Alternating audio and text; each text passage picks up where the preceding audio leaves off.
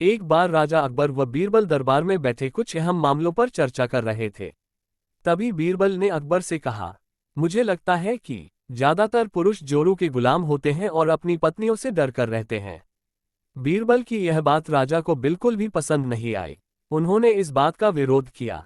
इस पर बीरबल भी अपनी बात मनवाने पर अड़ गए।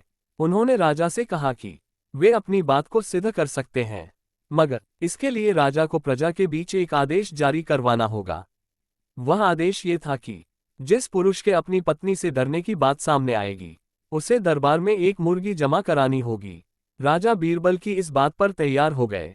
अगले ही दिन प्रजा के बीच आदेश कराया गया कि अगर यह बात सिद्ध हो जाती है कि कोई पुरुष अपनी पत्नी से डरता है, तो उसे दरबार में आकर बीरबल के पास एक मुर्गी जमा करवानी होगी।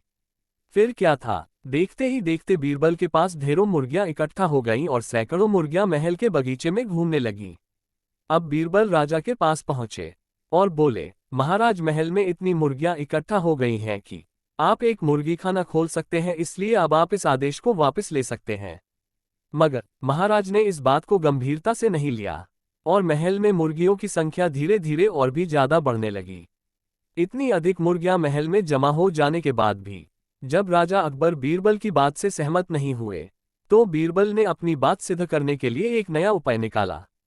एक दिन बीरबल राजा के पास गए और बोले, महाराज, मैंने सुना है कि पड़ोस के राज्य में एक बहुत ही खूबसूरत राजकुमारी रहती है।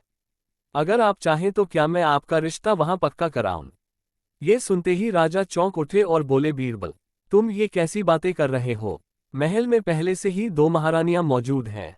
अगर उन्हें इस बात की भनक भी लगी तो मेरी खैर नहीं होगी। ये सुनकर बीरबल ने तपाक से जवाब दिया, चलिए महाराज, फिर तो आप भी मेरे पास 2 मुर्गियां जमा करा ही दीजिए। राजा बीरबल का ऐसा जवाब सुनकर शर्मा गए और उन्होंने अपना आदेश उसी समय वापस ले लिया। दोस्तों, बातों की चतुराई से हम किसी भी बात को मनवा सकते हैं। जरूरत है तो बस बीरबल की तरह चतुराई से अपनी बात रखने की।